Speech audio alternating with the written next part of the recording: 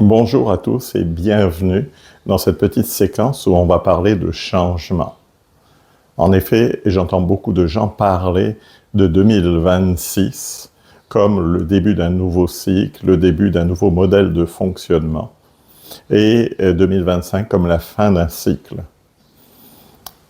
Au-delà de ce que les gens peuvent dire, prédire, ce qui est important, c'est de prendre conscience de son modèle de fonctionnement et que si on veut du changement, il faut déjà, quelque part à l'intérieur, définir le changement que l'on souhaite. C'est pas juste d'attendre et que ça tombe tout cuit dans la bouche. Non, il faut créer ce changement. Et pour créer ce changement, définir ce que l'on souhaite, définir ce qui nous permettrait de nous sentir heureux. Et je dis bien de nous sentir heureux, pas d'avoir l'illusion d'être heureux. Parce que tous les biens matériels que l'on peut accumuler ne sont que des biens matériels. Comme le disait une petite histoire sur la vie de l'homme, quand on arrive sur Terre, on est tout nu, et quand on meurt, on repart tout nu. On garde juste les souvenirs et les émotions qu'on a vécues quand on était sur Terre.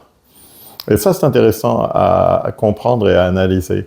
C'est-à-dire que vous repartez avec ce qui vous a généré des choses vraiment merveilleuses. Et aujourd'hui, beaucoup de gens sont dans des situations où ils croient que le fait d'avoir telle ou telle chose, une nouvelle voiture, un super appartement, un métier de rêve, les gens croient que c'est ça qui va leur apporter le bonheur. Non, le bonheur, il est à l'intérieur. Et pour pouvoir vivre ce bonheur, il faut aller chercher ce qui vous correspond, ce qui vous permet de vivre, ce qui vous permet de vous sentir bien. Et très souvent, on se contente de ce qu'on a et on se dit que quelque chose d'extérieur va nous amener ce bonheur. Bien entendu, c'est totalement faux. On va avoir l'illusion du bonheur et ça ne va durer qu'un instant parce que quelque part à l'intérieur, il y a une partie qui sait que c'est pas ça le bonheur.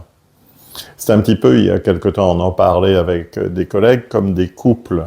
Beaucoup de couples se mettent ensemble pour compenser des choses et pas pour vivre quelque chose. Un couple qui dure dans le temps, c'est un couple où les deux personnes se sentent bien l'une en présence de l'autre, sans attendre quoi que ce soit de l'autre. Si jamais on est avec quelqu'un parce que cette personne vous amène la sécurité, vous amène des choses positives mais extérieures, c'est pas ça le bonheur. C'est pas ça vivre dans un couple.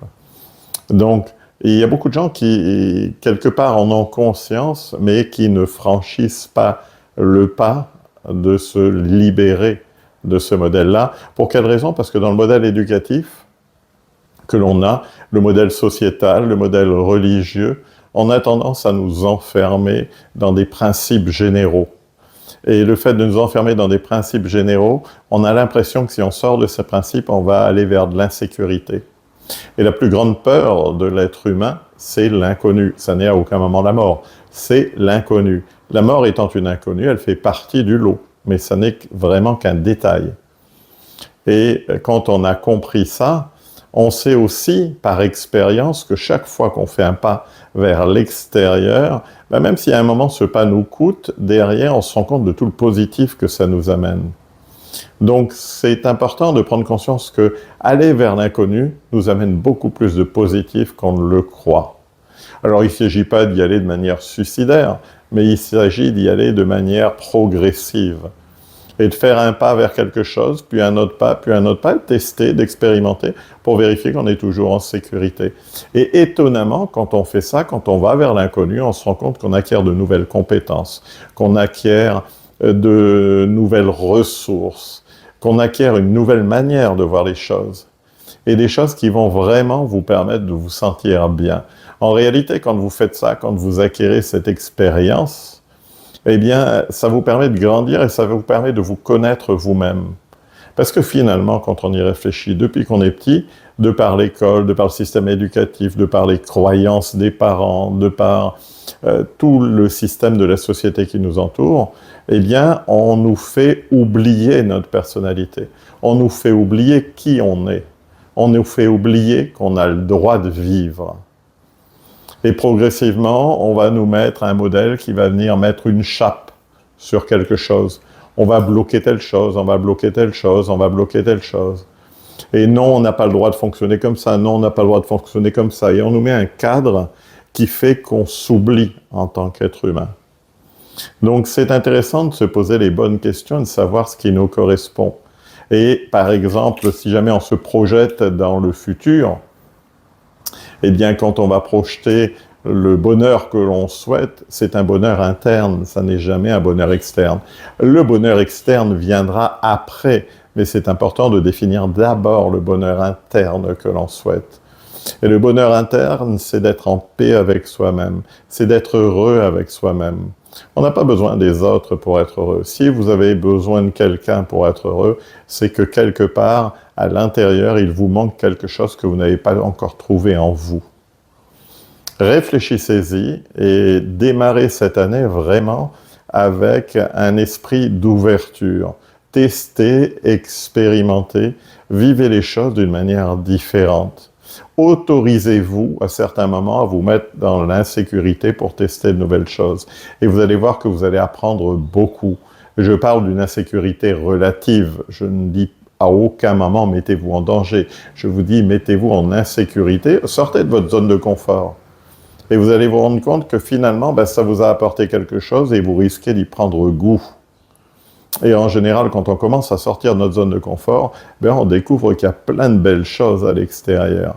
Et que finalement, on s'était privé de ça parce qu'on nous avait dit non, il ne faut pas faire ci, non, il ne faut pas faire ça. D'ailleurs, rien que le terme « il faut que » est le signe d'une barrière, d'une croyance, quelque chose de limitante qui vous empêche d'avancer. Donc, soyez confiants dans l'avenir, soyez confiants en vous. Vous avez en vous toutes les ressources nécessaires pour avancer. Vous avez en vous toutes les ressources qui vous permettront vraiment de vous épanouir, de vous accomplir. Toutes les ressources qui vous permettront d'être heureux, heureuse. Vraiment, faites-vous confiance. Et la première étape pour le bonheur, c'est d'abord de travailler sur soi, de comprendre que finalement, toutes les solutions, elles sont à l'intérieur, elles ne sont pas à l'extérieur. Et ça, c'est fondamental. Le nombre de personnes qu'on voit qui sont dans le besoin de quelque chose et on les aide. Et 6 mois après, on les retrouve, elles sont encore dans le même besoin. Pour quelle raison? Parce qu'on est venu et on s'est substitué à elles. Et on leur a pas rendu service. Einstein disait « Je remercie toutes les personnes qui m'ont dit non parce que ça m'a permis de le faire par moi-même et d'avancer. » C'est exactement ça. C'est-à-dire que si vous apprenez à vous débrouiller tout seul, si vous apprenez à faire des choses par vous-même, si vous apprenez à faire cette introspection à l'intérieur, vous allez vraiment vivre des choses merveilleuses.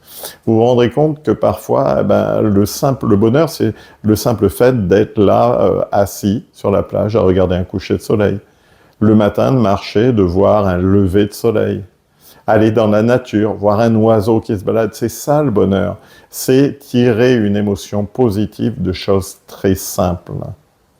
Quand on commence à partir sur des choses beaucoup plus complexes et qui font appel à des choses extérieures, c'est pas ça le bonheur. Ça, c'est quelque chose de virtuel, c'est quelque chose qui n'existe pas.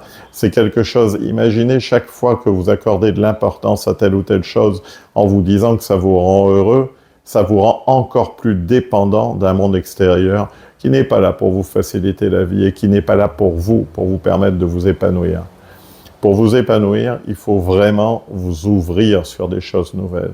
Il faut vraiment sortir des sentiers battus. Il faut vraiment sortir des modèles et des schémas.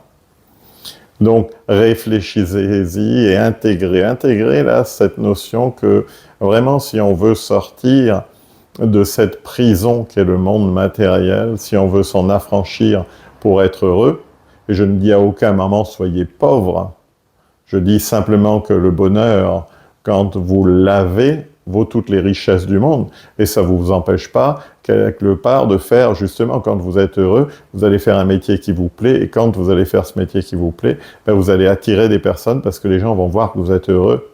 Donc vous pourrez vivre de ce métier. Donc réfléchissez-y, entendez, intégrez les choses, faites-vous votre propre visualisation du futur, du modèle qui vous conviendrait vraiment en tant qu'être humain. et je vous souhaite une merveilleuse année 2026.